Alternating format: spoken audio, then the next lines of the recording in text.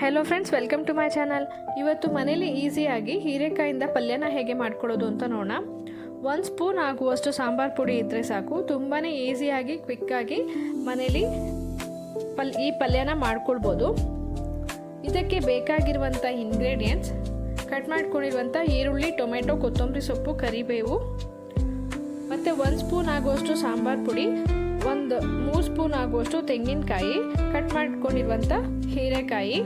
ನಾನಿಲ್ಲಿ ಒಂದು ಫುಲ್ ಹೀರೆಕಾಯಿನ ತೊಗೊಂಡಿನಿ, ಕಟ್ ಮಾಡ್ಕೊಂಡಿನಿ. ನೀವು ಕ್ವಾಂಟಿಟಿನ ಜಾಸ್ತಿ ಬೇಕು ಅಂತ ಹೇಳಿದ್ರೆ ಜಾಸ್ತಿ ಮಾಡ್ಕೊಳ್ಬೋದು.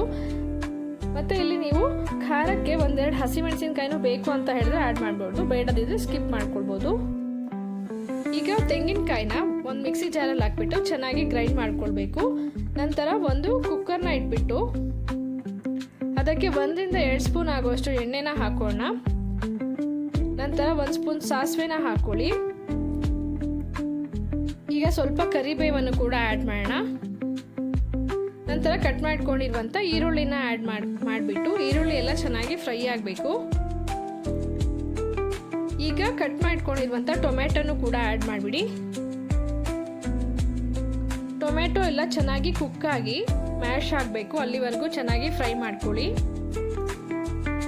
ನೋಡಿ, ಈಗ ಟೊಮೆಟೊ ಎಲ್ಲ ಕುಕ್ ಆಗಿದೆ. ಈಗ ಕಟ್ ಮಾಡ್ಕೊಂಡಿರುವಂಥ ಹೀರೆಕಾಯಿನ ಆ್ಯಡ್ ಮಾಡ್ಕೊಳ್ಳೋಣ. ಹೀರೆಕಾಯಲ್ಲಿ ವಾಟರ್ ಕಂಟೆಂಟ್ ತುಂಬಾ ರಿಚ್ ಇರೋದ್ರಿಂದ ಇದು ಬಾಡಿನ ಕೂಲ್ ಮಾಡುತ್ತೆ, ಹೆಲ್ತಿಗೆ ತುಂಬಾ ಒಳ್ಳೆಯದು. ಮತ್ತು ಈಗ 1 ಸ್ಪೂನ್ ಆಗುವಷ್ಟು ಅರಿಶಿನ ಪುಡಿನ ಆ್ಯಡ್ ಮಾಡಿಕೊಂಡು ಎಲ್ಲ ಇಂಗ್ರೀಡಿಯೆಂಟ್ಸ್ನ ಚೆನ್ನಾಗಿ ಮಿಕ್ಸ್ ಮಾಡಿಬಿಟ್ಟು ಒಗ್ಗರಣೆಯಲ್ಲಿ 1 ನಿಮಿಷ ಹಾಗೆ ಫ್ರೈ ಮಾಡ್ಕೊಳ್ಳಿ.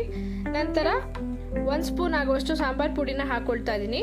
ಮತ್ತು ಗ್ರೈಂಡ್ ಮಾಡ್ಕೊಂಡಿರುವಂಥ ತೆಂಗಿನಕಾಯಿ, ಕಟ್ ಮಾಡ್ಕೊಂಡಿರುವಂಥ ಕೊತ್ತಂಬರಿ ಸೊಪ್ಪು ಎಲ್ಲವನ್ನು ಹಾಕಿಬಿಟ್ಟು ಎಲ್ಲ ಇಂಗ್ರೀಡಿಯೆಂಟ್ಸ್ನು ಚೆನ್ನಾಗಿ ಮಿಕ್ಸ್ ಮಾಡಬೇಕು. ರುಚಿಗೆ ಎಷ್ಟು ಬೇಕೋ ಅಷ್ಟು ಉಪ್ಪನ್ನು ಕೂಡ ಈ ಟೈಮಲ್ಲಿ ನೀವು ಆ್ಯಡ್ ಮಾಡ್ಕೊಂಡ್ಬಿಟ್ಟು, ಹೀರೆಕಾಯಲ್ಲಿನೇ ವಾಟರ್ ಕಂಟೆಂಟ್ ತುಂಬ ರಿಚ್ ಇರೋದ್ರಿಂದ ಸ್ವಲ್ಪನೇ ನೀರನ್ನ ಆ್ಯಡ್ ಮಾಡಿಬಿಟ್ಟು ಎಲ್ಲ ಇಂಗ್ರೀಡಿಯೆಂಟ್ಸ್ನ ಚೆನ್ನಾಗಿ ಮಿಕ್ಸ್ ಮಾಡಿಬಿಟ್ಟು ಕುಕ್ಕರ್ ಕ್ಯಾಪ್ನ ಕ್ಲೋಸ್ ಮಾಡಿ 1-2 ವಿಷಲ್ ಹಾಕ್ಸಿದ್ರೆ ಸಾಕು. ಎಲ್ಲ ಪಲ್ಯ ಎಲ್ಲ ಚೆನ್ನಾಗಿ ಕುಕ್ಕಾಗಿ ರೆಡಿ ಆಗಿರುತ್ತೆ. ನೋಡಿ, ಈಗ 2 ವಿಷಲ್ ಆಗಿದೆ, ಪಲ್ಯ ಎಲ್ಲ ಚೆನ್ನಾಗಿ ಕುಕ್ ಆಗಿದೆ. ಹೀರೆಕಾಯಲ್ಲಿ ವಿಟಮಿನ್ B6, ಐರನ್ ಮತ್ತು ಆ್ಯಂಟಿ ಆಕ್ಸಿಡೆಂಟ್ಸ್ ಎಲ್ಲ ತುಂಬಾ ರಿಚ್ ಆಗಿರುತ್ತೆ. ಪಲ್ಯ ಎಲ್ಲ ಕಂಪ್ಲೀಟಾಗಿ ರೆಡಿಯಾಗಿದೆ. ಅಕ್ಕಿ ರೊಟ್ಟಿ, ರಾಗಿ ರೊಟ್ಟಿ, ಜೋಳದ ರೊಟ್ಟಿ ಮತ್ತು ಚಪಾತಿ ಜೊತೆ ಕೂಡ ಇದು ಬೆಸ್ಟ್ ಕಾಂಬಿನೇಷನ್ ಆಗಿರುತ್ತೆ ಅಂತಲೇ ಹೇಳ್ಬೋದು. ನಾನು ಇವಾಗ ಬಿಸಿ ಇರುವಾಗಲೇ ಚಪಾತಿ ಜೊತೆ ಸರ್ವ್ ಮಾಡ್ತಾ ಇದ್ದೀನಿ.